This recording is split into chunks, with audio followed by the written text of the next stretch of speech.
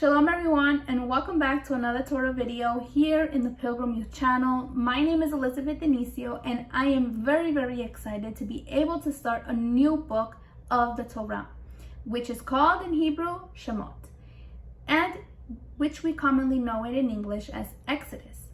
The title, or the English title of this book, Exodus, is taken from the Septuagint, which is like the Greek translation of the Hebrew text, and specifically the Greek noun exodus, which refers to a going out or a departure, which we've seen already that it alludes or it points to the major event that happens in the first half of the book, where the Eternal, with his strong arm, with his power, with his sovereignty, takes his people out of bondage, out of slavery, out of the authority of this superpower that in the time was Egypt. And interestingly, in the Hebrew text, it doesn't specifically encapsulate this major event that happens, but instead in the Hebrew text, or in the Hebrew title of this book, is called Shemot, which is translated as names. And why names? Well, in the Torah, these books, these five first books, Bereshit, Shemot, Bamidbar, Devarim, we will see how the names of the books come from its very first verse, just as we see it in the book of Bereshit. And the reason why it's called is because the first word kind of determines what the book is going to be called. So in Bereshit, which in Greek is Genesis, and in English is beginning, we see how all of these kind of are similar to each other. But specifically, we will see how the Hebrew text in this book, in chapter 1, verse 1, the first word that we see is Shemot, and that is how basically this word starts this journey of how we will see a nation that the Eternal will rescue, that the Eternal will liberate through Moshe. But before continuing with our study today, that is based in chapter 1 and 2 of Shemot, and its title is a liberator for a people enslaved to the world. It is important to remember what we learned last week to understand the biblical context of Shemot and learn how the promise will be fulfilled.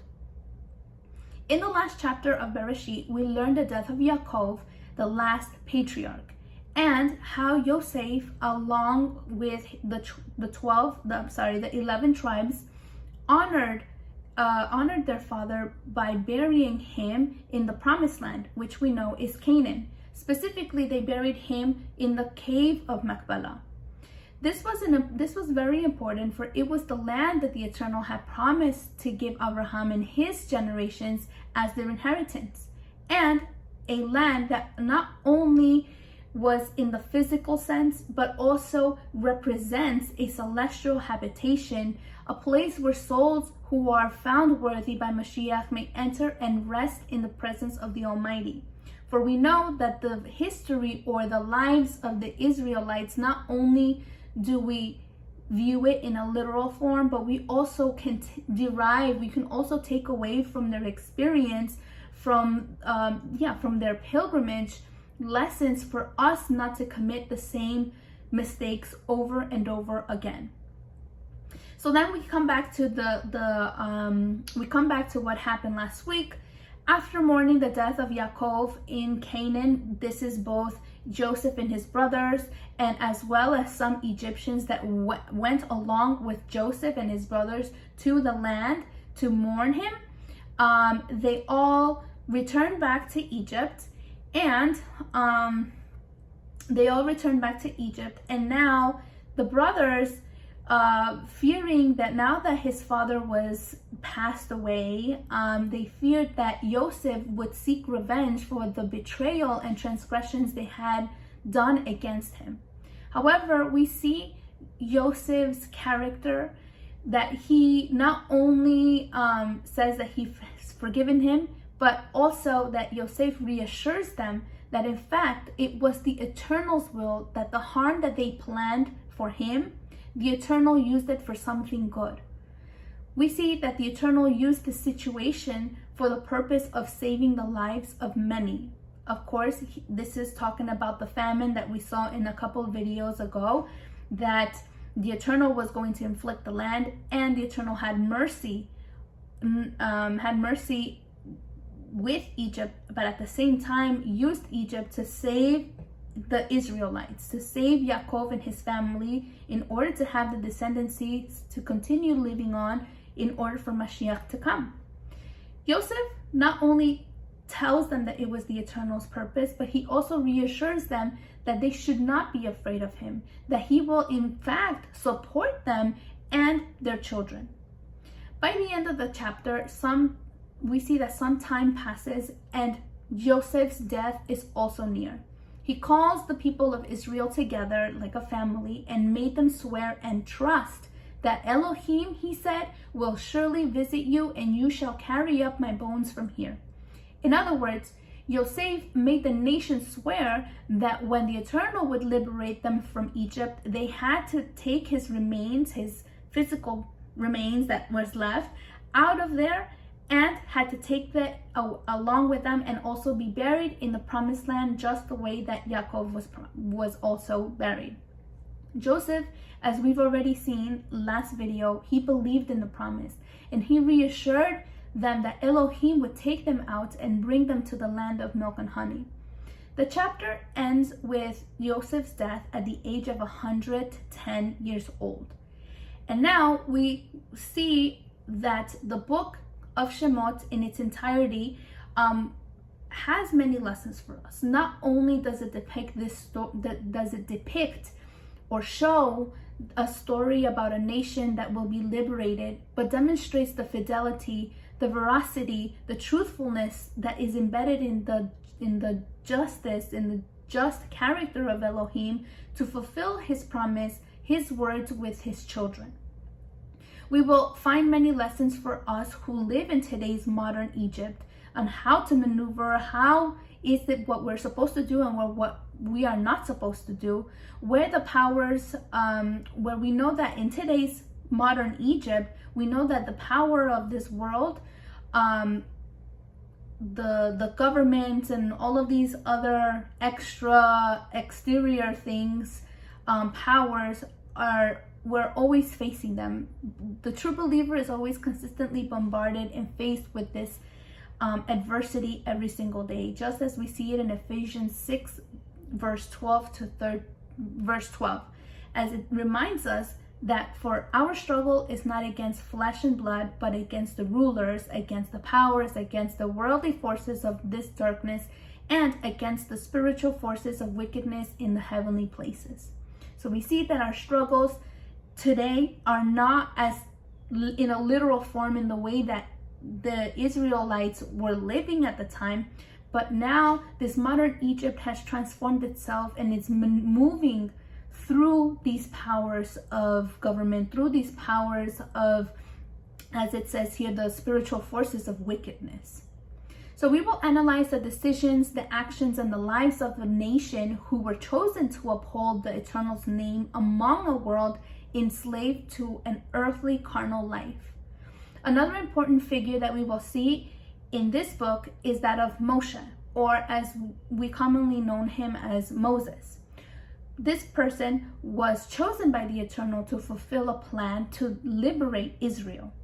All in all, which we will continue to see more shadows of Mashiach in Moshe's role as the liberator, and will teach us how Yeshua promises to be our liberator now from this modern Egypt, both in the spiritual sense and physical sense as well.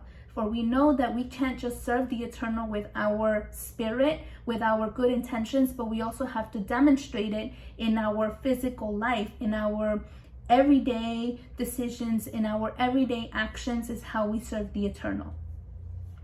All with the purpose, of course, when we serve the Eternal, is all with the purpose of cleansing our garments and becoming worthy of receiving this promise of eternal life, to be partakers of the tree of life, as we see it said in Revelations 22 verse 14. It says, "How blessed are those who wash their robes or garments, so that they may have the right to the tree of life and may enter through the gates into the city.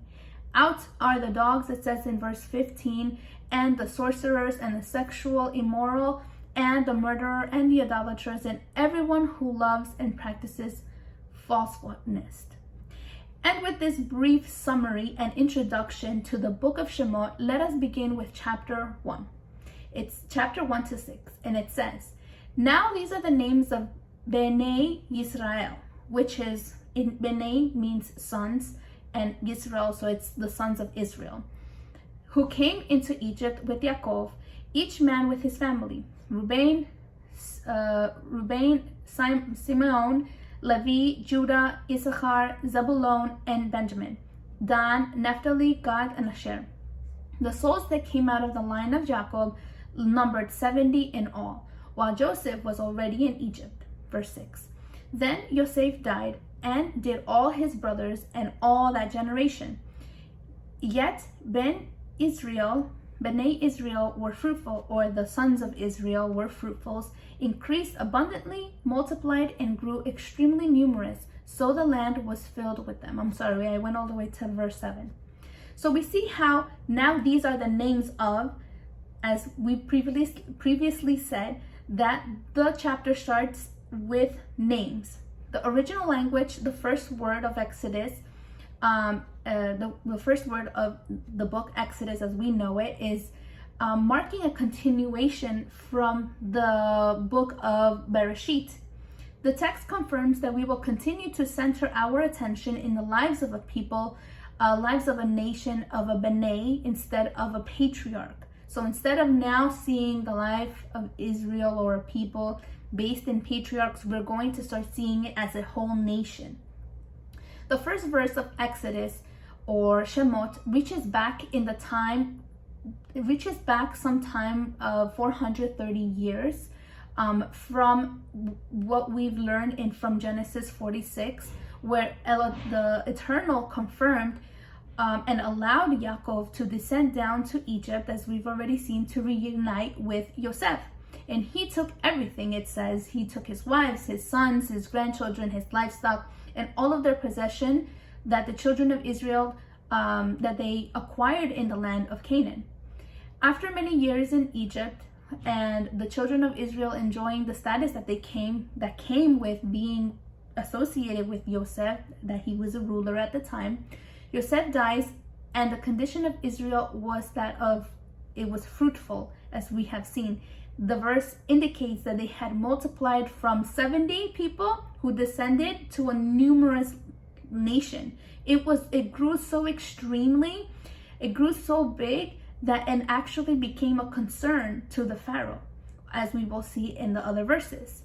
And we saw how now, not only does it now, we see how the promise that the Eternal had made to Abraham, that we saw in Genesis 15, I believe, where the Eternal said, "I will make your descendants so fruitful, and they will be like the stars, and they will be like the sand, and they can't count them." And we see how the Eternal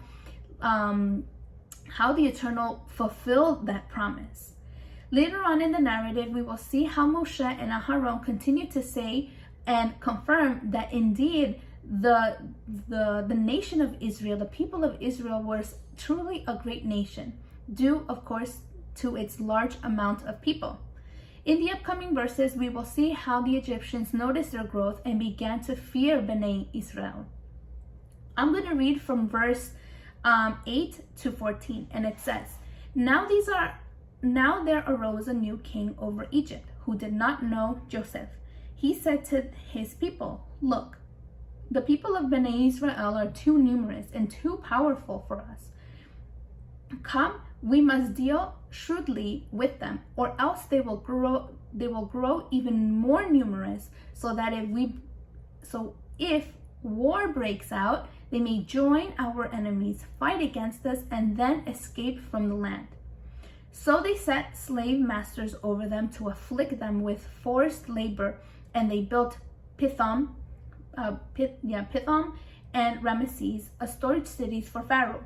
But the more they afflicted them, the more they multiplied, and the more they spread. So the Egyptians dreaded the presence of Bnei Israel.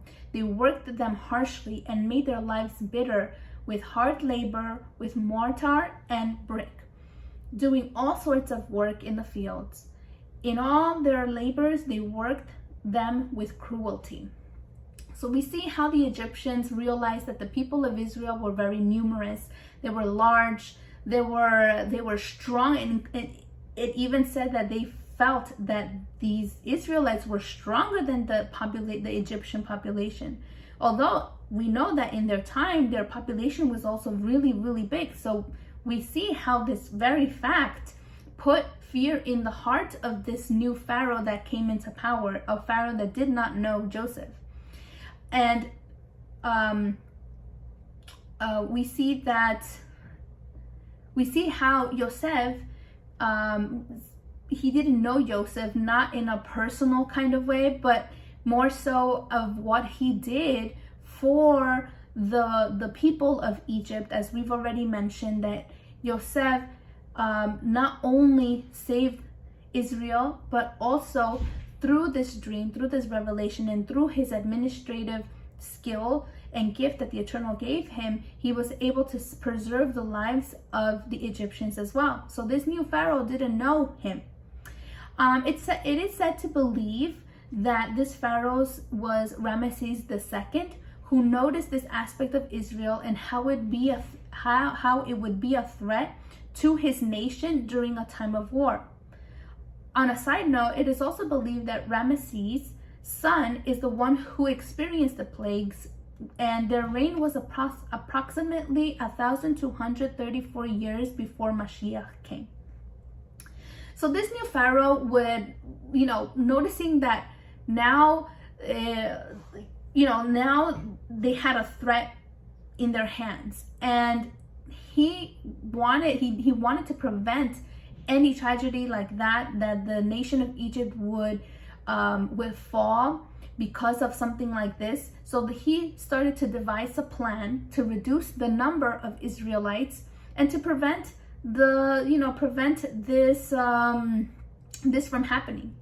Pharaoh and his servants began to conspire against the will of the Eternal when planning to kill and using the cunning strategies to stop the multiplicity of Israel, which the Eternal told Abraham that it would happen.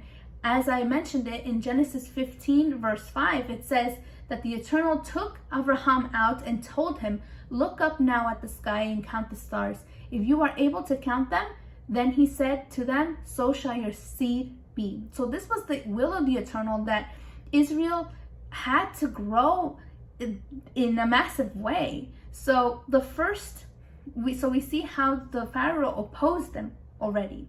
So the first way that Pharaoh tried to accomplish this plan was to inflict them with really hard labor, purposely finding ways to make their lives bitter. And seeing that this plan did not work at all, Pharaoh started to resort to another savage and cruel plan to reduce the sons of Israel. Pharaoh, as we know, represents a power, as we've already seen it, as we already talked about it, that he had power. And thus it teaches us today that the pharaohs of this world use the same strategies that are cunning, that are subtle. They use sagacity and their wisdom to trap and delay and detain believers from leaving the systems of this world. For example, leaving systems of this world, for example, like feeding the carnal desires, placing distractions in the way that hinder our walk, that want to block us and separate us from the Eternal, as we know that sin separates us from the Eternal. Sin is separation, is a barrier for us to be in the presence of the Eternal, approved before the Eternal. So this can this can manifest itself in many ways, and even in the simple forms as well. So these are kind of things that we have to remember as youth living in this world where there's pharaohs, or the representations of pharaohs, people who have more power than you can say, like, the commoner. We see how they will afflict their power, they will exert their will upon the people. We can see this, for example, in things like things that keep us from fulfilling or giving our life completely to the service of the Eternals. It can be from anything from a job, it can be anything from a hobby, school, habits that we can't break, or we think we can't break, just things that continue to delay our service to the Eternal.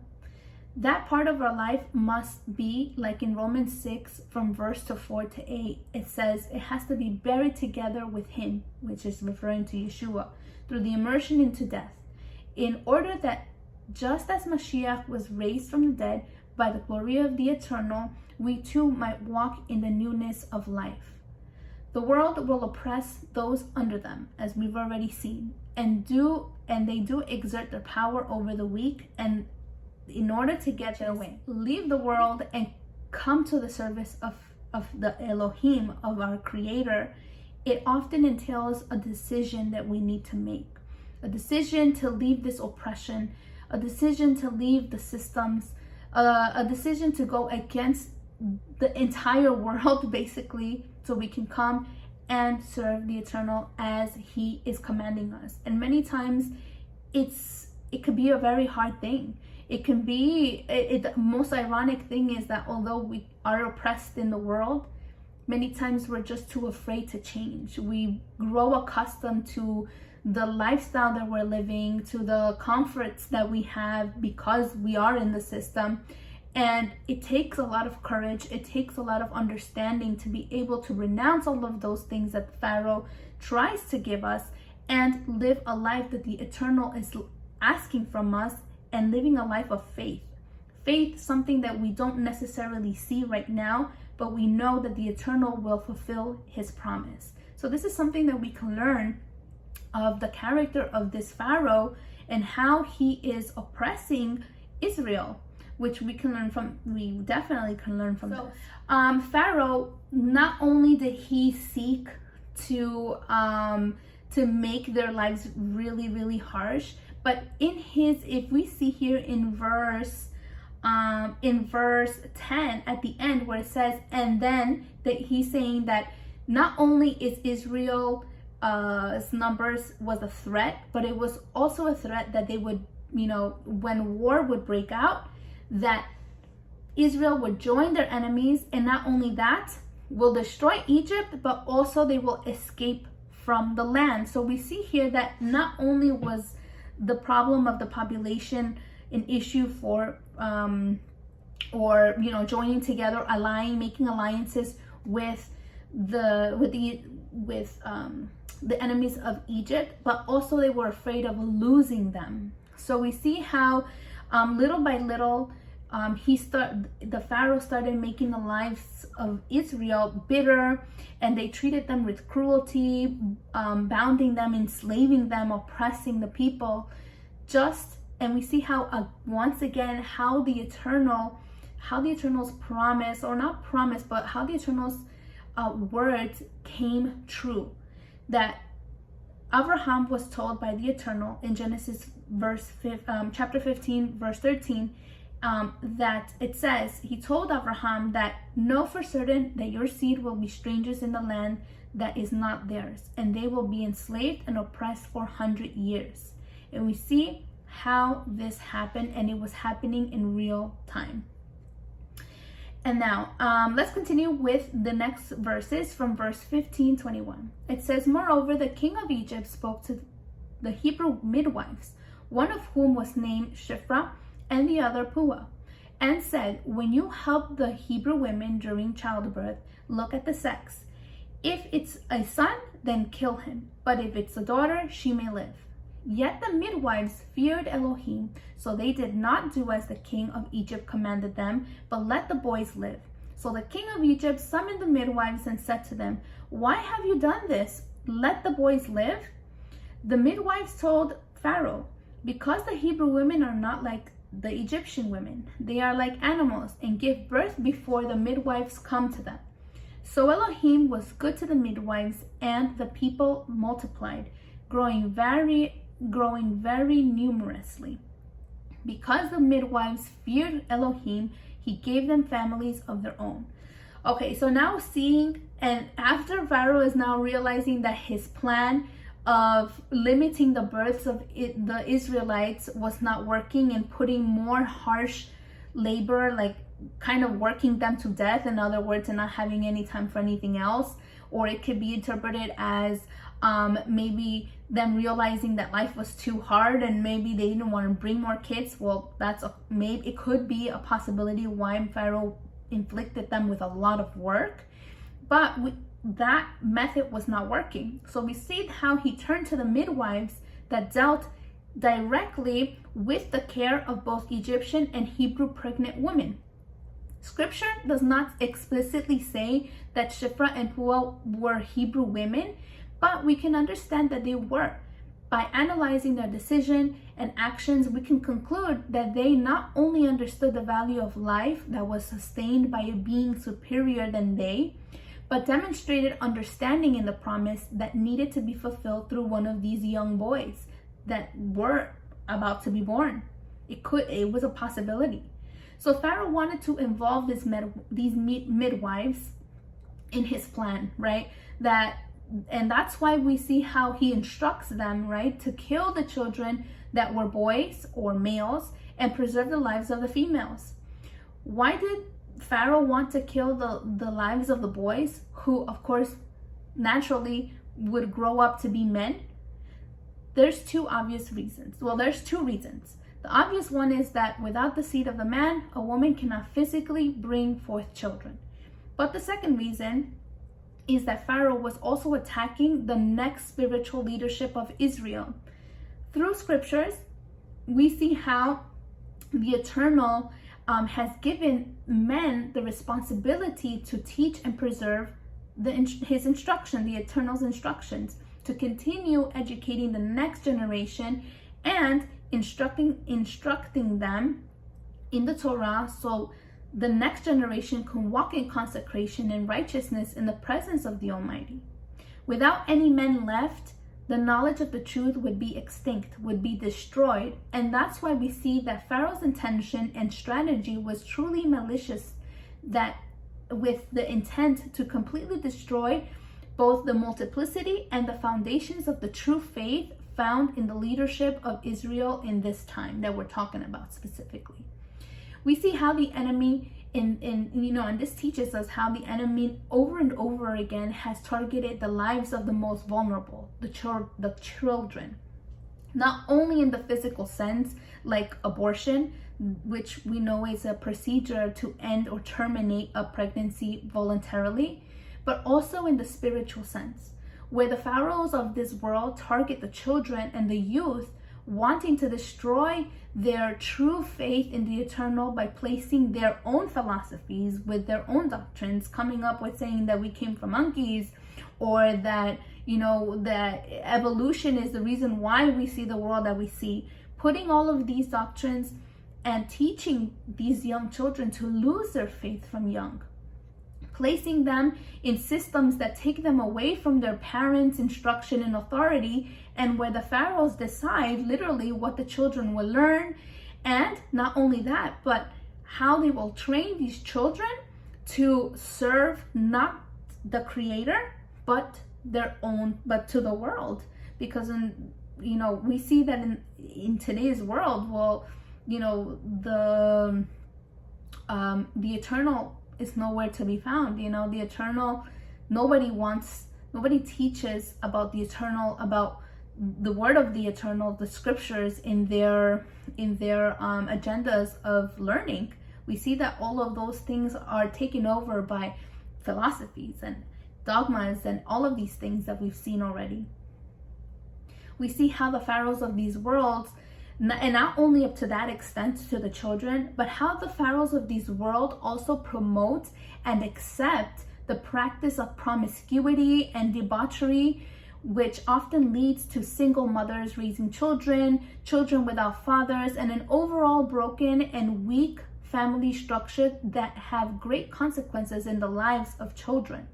That's why we see how the Eternal, upon giving the Torah, commands parents to teach their children after they themselves have learned it and are applying it to their own lives in Deuteronomy 6 from verse 4 to 9, which is what we call it the Shema, where the Eternal explicitly says in verse 7, you are to teach them diligently to your children. That meaning the commandments. You are to teach the commandments diligently to your children and speak of them when you sit in your house, when you walk by the way, when you lie down, and when you rise up.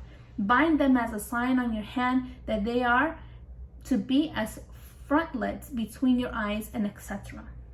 So we see how the pharaohs of the world, that's exactly what they want to do, is that they target the most vulnerable. And we see that it's not even now in our times, it was a long time ago too. The enemy hasn't changed its strategy, simply uses different ways of getting it accomplished. So now we see from verse 18 to 19, it seems to infer that some time has passed and Pharaoh still did not see a reduction in number in the Hebrews after telling these midwives to kill the boys. This had, of course, one explanation, and that is that the midwives were not doing what they were commanded, what Pharaoh was commanding them to do, and they were disobeying the power of that time. Shifra and Puah demonstrated with their actions that they feared the Eternal, showing their fidelity and trust in the promise and in the true faith in the Creator by not obeying the Pharaoh's savage command, even though their lives were in danger. They continued to stay with these mothers and children in a dangerous time, and they did not flee. They did not run away from this position, but they stayed, and because it seems like they truly wanted to protect these children, protect these lives that the Eternal was allowing them to come. So some people can say, well, these women were not adhering to the powers, to their governments, because many people misinterpret Shaul, or as they know him in English as Paul, in Romans 13, when he says, let every person submit himself to the governing authorities, for there is no authority except from the Eternal, and those that exist are put in place by the Eternal. So whoever opposes the authority has resisted at the Eternal's direction, and those who have resisted will bring judgment on them. We see here that many people say, well, I have to do what the government tells me, or else I'm going against the Bible, or I'm going against the scriptures. But what Shaul was trying to say is that, yes, we are to submit to these earthly laws as long as they're not conducing the believer to make a transgression against the laws of the Eternal, against the commandments of the Eternal. For example, as we've seen in abortion is legal in many places, in many states. It's become something very common, and we see that the Eternal does not give us the right to kill. The Eternal says, thou shalt not kill, so that's what we should do. We submit, as believers, we submit to the authorities of the land, but to a point. As long as the law is the human law is not conducing us to break the Torah, the Eternal's commandments, and not only to break them, like that if we break the commandments of the Torah in order to obey men, then we are invalidating also our faith. We owe complete submission to the Eternal as our Creator. And as Cephas, or in English note him as Peter, one of Yeshua's disciples, said in Acts 5:29, he said, we must obey the Eternal rather than men. So we see that these midwives feared the Eternal more then they feared Pharaoh. It wasn't not a feeling of irrational fear only based on emotions, but rather it is a fear based in knowledge of the instruction, knowing the prophecy, and it was something conscious. It was something that they knew. So it wasn't fear like, oh my God, I'm scared of the eternal, but it's more so, I respect the eternal. This is the eternal's will, and I'm going to do it whether the government tells me I can or can't do it. The result, as we've already seen it in the verses, was that the Eternal blessed the midwife's household for their bravery to preserve the lives of these children, knowing that one of them would be the liberator of Israel. Like them, we must too demonstrate our fidelity, our faithfulness in the Almighty, especially among adversity. During the times of test, the test of our emunah, of our faith. We see the importance of analyzing our life in every moment, in every detail, that even though we might be working under the pharaohs and the systems of the world, we must always be careful to obey the Eternal first before men. And Him, the Eternal, whose character is based in justice and is kadosh, will compensate to each according to their deeds. That is a promise that we have to the Eternal. For we should not fear men and what they can do to our physical bodies, but rather we should fear first and foremost the one who destroys the soul, as our Mashiach taught his Talmud, his disciples, in Matthew 10, verse 28. And well, let's continue on with verse 22. And it says, But Pharaoh charged all his people, saying, You are to cast every son that is born into the river, but let every daughter live. Pharaoh, once again seeing that it was out of the hands of the midwives to stop the number of Israel, they couldn't do anything about it, he resorted to another plan. He involved all of his nation to partake of this malevolent or this malicious task. And by doing so, they too became accomplices of his hatred and also of his sin against the sons of Israel. That's why we see that Mitzrayim is the Hebrew word for Egypt. All of the people in it also got, judgment fell upon them because they were also partaking of this plan of the Pharaoh's sins. So we see that the chapter ends with establishing how Bnei Israel they were in Egypt, how they became captives, they were slaves to Egypt, and it tells us, it shows us their oppression and how vulnerable they truly were in this time.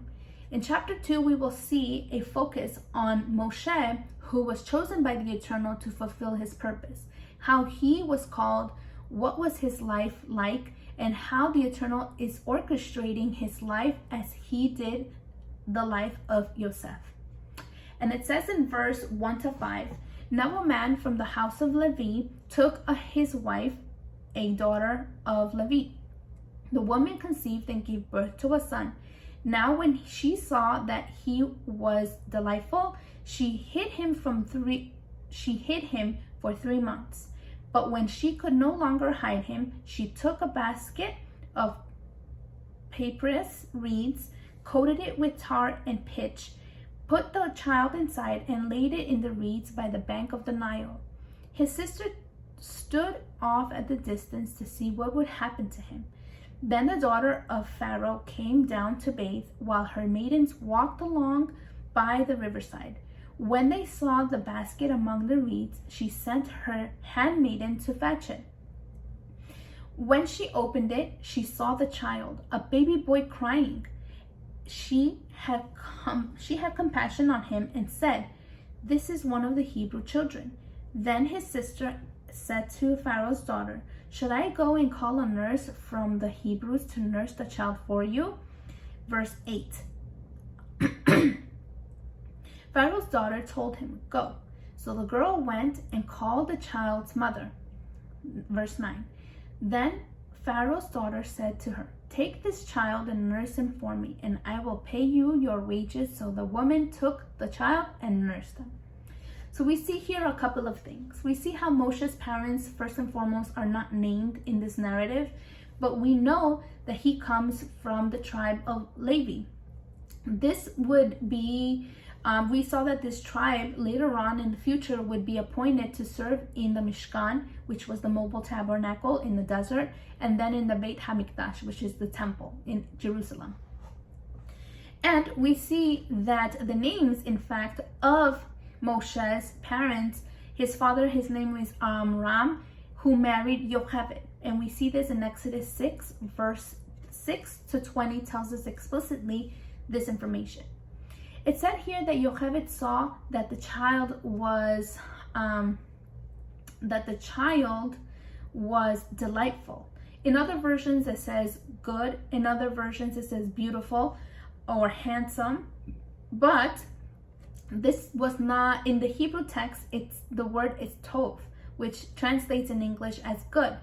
So we see here that it wasn't a physical kind of beauty, or it could have been, but we're not really sure. But we know that in the text it says tov, which means something special, something complete, something tamim. So we see the same word utilized in Bereshit, in the book of Bereshit, when the world was created, that every day the Eternal said it was tov. He definitely had something special, that radiated out of him. I think it was something that the Eternal gave him. And that's the reason why we see how Yocheved did everything she could to hide him. She did the impossible to save the life of this child. Therefore, she made, as we see it, she made a basket, she put him in the water, and his older sister wanted to see what would happen. Seeing that, when Pharaoh's daughter had Moshe in front of him, she immediately knew it was a child, a Hebrew child. And for me, it was very interesting to see how she reacted. She had compassion towards the child, and she did not kill him. And it's interesting because her family was the Pharaoh's family were very against. They were determined to kill all of the children, all of the boy children, to give a solution of this threat that was going on in the mind of Pharaoh. So in a sense, this woman contributed to saving the life of this child. And some commentary says that her name might have been Batya, who they say was a sterile woman, and which I think influenced this compassion that she felt towards Moshe. Later on we see, or not later on in the verses, it also says that after I'm imagining that Miriam, seeing that Batya, that this Egyptian woman, daughter, saw and had compassion, she quickly also moved upon the same notion. Excuse me. We see how then the Eternal allowed Yocheved to teach Moshe, to nurse him, to take care of him in his most vulnerable states, and more than anything, to teach him who he truly was, where he comes from, where was his identity centered, and what he had to always remember. And as we've already seen here in Proverbs 22:6, we always repeat it, but it's true that it says, train or instruct a child in the way he should go. When he is old, he will not turn from it. So we see that this is something that truly happened in the life of Moshe in his early years. This kind of made me remember how similar how similar the life of Moshe as an infant assimilated a lot, or was very similar to Yeshua's story as an infant, because he also was born in a time where the king had a death decree for all of the infants, because it was threatening his kingdom, his power, in other words. So we see a lot of similarities here. We saw that And yeah, I think it was more than that. Let's go down to verse 10. It says, after the boy grew older, she brought him to Pharaoh's daughter, and he became her son. So she named him Moses, saying, because I drew him out of the water. So we see here, after some time, and we have to remember that all of these events, although it was all kind of summarized in 2 chapters, this was over many years. All of these things happened not like one day to another, or in a week, or in 2 weeks. This happened over time, over years, for all of this to happen. Scriptures does not give details about Moshe's age when he officially moved to the royal family, living under Pharaoh's household. So we don't know if he was 12, if he was 11, if he was 20. It doesn't really say, but it does say that after nursing the child, after Moshe became bigger, he did go and lived as a prince. He went to live in the royal family for some time. So we see how the Eternal is using all of these circumstances to preserve the life of Moshe, for he had a plan. He had a purpose in his plan that he needed to fulfill. The Eternal promised to visit his people, to remember his people, and Moshe was chosen for that purpose. He was placed as the liberator, as an intercessor, as a mediator between Bnei Israel and Elohim. Thus, the Eternal takes the figure of Moses as a sign, as a sign of the liberator who would, or a sign or a shadow of the actual liberator who would come later from the heavens. As we saw that it was prophesied in Deuteronomy 18:18 and 19, that the Eternal told Moshe, I will rise up a prophet like you for them from among their brothers. I will put my words in his mouth, and he will speak to them all that I have commanded him. Now whosoever does not listen to my words that this prophet speaks in my name, I myself will call him to account.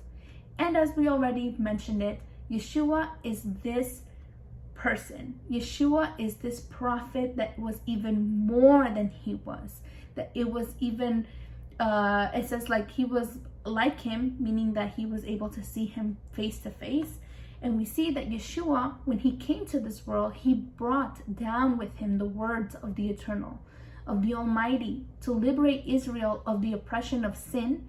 And that's why we see that he says in John chapter 14, verse 10, don't you believe that I am in the Father and the Father is in me? The words that I say to you, I do not speak on my own, but the Father dwelling in me does his work. And in John 17:8, it says, the words which you gave me, I have given them.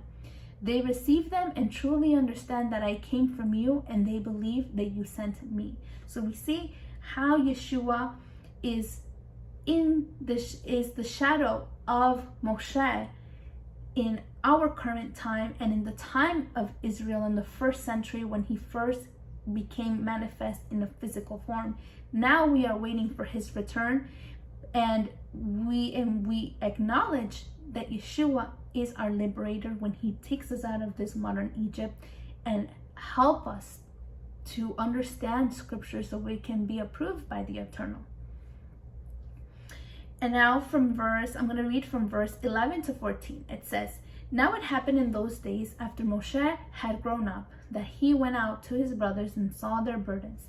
He noticed an Egyptian beating a Hebrew, one of his own people. So he looked around, and when he saw that nobody was looking, or there was nobody, he killed the Egyptian and hid him in the sand. 13. Then he went out the following day and saw 2 Hebrew men fighting. So he said to the guilty one, why are you beating your companion? 14. But the man answered, who are you, a ruler and a judge over us? Who made you a ruler and a judge over us?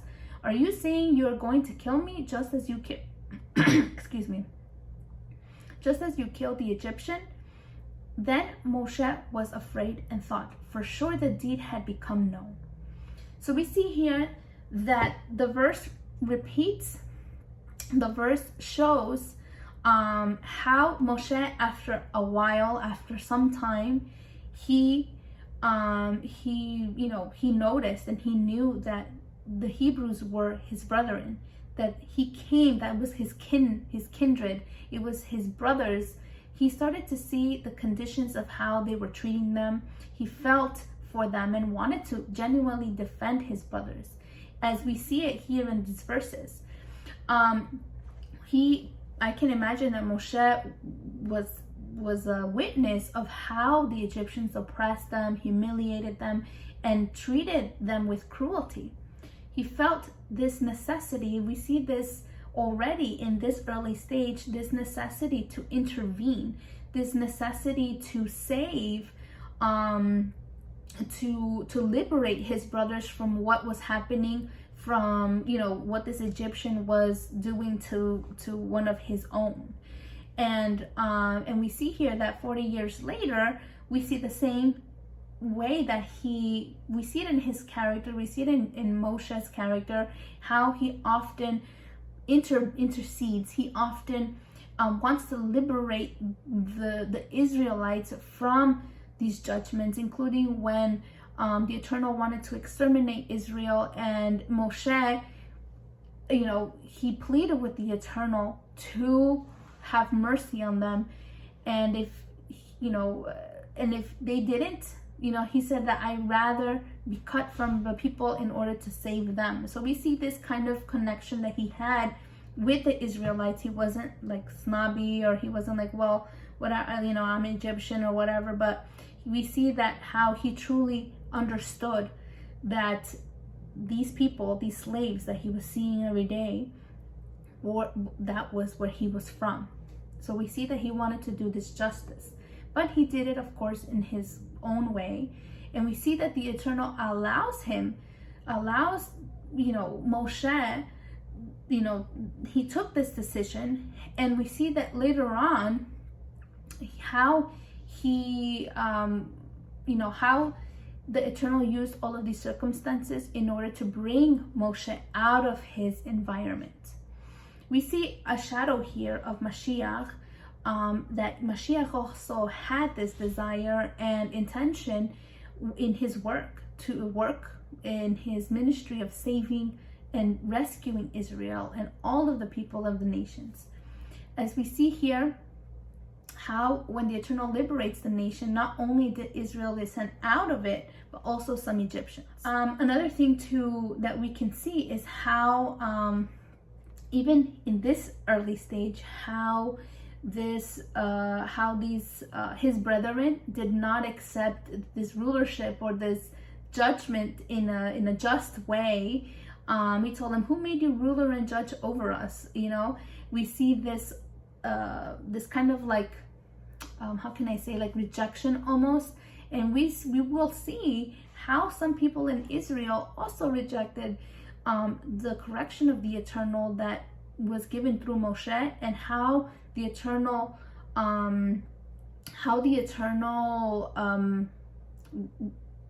reacted, or how the Eternal punished these people for their rebellion against the Eternal, because it really wasn't Moshe, it was the Eternal acting through Moshe. And well, let's continue with from verses 15 to 25, we see how after Pharaoh gets to know, or he becomes aware of what Moshe did, Moshe decides to run away, to escape to another land. He wanted to leave because he knew if he didn't, that he would be put to death. And eventually we see how the Eternal used all of the situations, like I said before, to bring him out of this environment. And we see another aspect that we can learn from Moshe, that Moshe also had to take the decision of separating himself from this environment that he was living in, that and to not only to separate himself, to live on his own and do his own thing, but to serve the Eternal. It seems that in these actions that he did, in trying to bring peace and trying to make justice between these two brothers, these two Israelites, these slaves, we see how he genuinely wanted to do the right thing, the uprightness, the righteous thing. We see that he had this intention in his life, but now the Eternal was going to show him what was truly his purpose and how he would serve the Eternal. Moshe had to completely abandon the life that he was accustomed to in Egypt. He was like a prince. He had everything. It could have been easily that he could have been distracted by the world. And the same thing happens for us in our pilgrimage. There are times that come, there's a time that comes for all believers that we must decide to completely reject and abandon the systems of this world. Those things that cling us to man-made rules for the purpose of serving the Pharaoh. However, this doesn't mean that we must live in, just because we say that we must leave the systems doesn't mean that we have to live in isolation or in a cult or in these, partake of these practices that you physically separate yourself from this, from the world, you can say. Because we know that that Yeshua prayed for all of the believers, not only for his Talmud at the time, but also for all of those who were going to come. That he said, he told the Eternal, I don't want you to take them out of the world, but I want you to protect them from the evil one. So we see that living here in this world is something that we must all go through. But we see the life that Moshe had in Egypt, had outside of Egypt, and how the Eternal was going to, over there in his exile, was going to work with him, was going to test him, and was ultimately going to prepare him for this task that he had to undertake. We see that he went and he settled in the land of Midian, and he became part of a family of the priest. His name was Ruel, or Yithro, who lived in this land. And he had children. He had a wife, Zipporah, and he gave birth, and he had a son. And then ultimately we see that at the end, how Israel, in the hands of these merciless pharaohs and people, he heard their groaning. It says in verse 23, now it came about over the course of the many days that the king of Egypt died. Bnei Israel groaned because of their slavery. They cried out, and they cried for slavery, went up to Elohim. Elohim heard their sobbing and remembered his covenant with Isaac, Abraham, Yitzhak, and Yaakov. Excuse me. In verse 25, it says that Elohim saw Bnei Israel and he was concerned about them. So we see how all of this kind of involved, and how the life of Moshe was one of many stages, but we see how the Eternal was orchestrating little by little the life of his life. So to conclude, we see how the Eternal was setting all of the parts in place for the liberation of Israel to happen.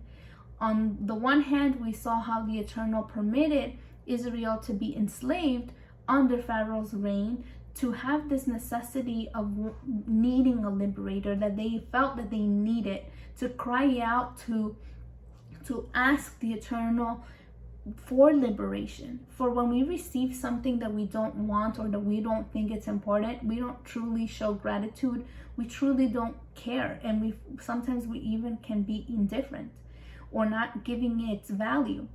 On the other hand, we saw how the Eternal chose and worked with Moshe to continue to prepare him for the task he was about to embark with the people of Israel towards the promised land. This book will show us just how much contrast there is between a life in slavery under the power of Pharaoh and a life in true freedom, a life that is redeemed, a life that is liberated to serve the Eternal with all of our spirit, in spirit and in truth.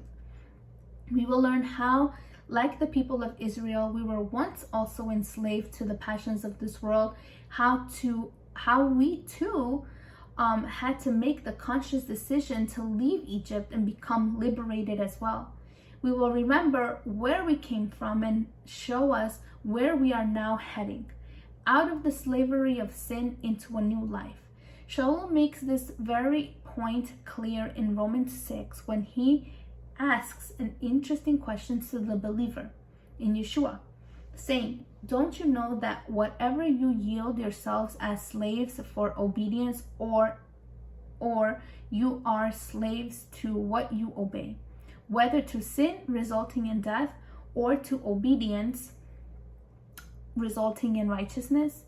But thanks to be Elohim that though you were slaves in sin, you wholeheartedly obeyed the form of teaching under which you were placed." Verse 18. "And after you were set free from sin, you became enslaved to righteousness." So we see here that this book will show us how exactly we as believers now have to, who are we going to serve? In other words, are we going to serve the pharaohs of this world, the carnality, the fleshliness, or are we going to serve the Almighty in spirit and in truth? Thank you so much. This is the end of the study. Thank you very much for your attention. And if the Eternal permits, I shall see you in another video. Shalom.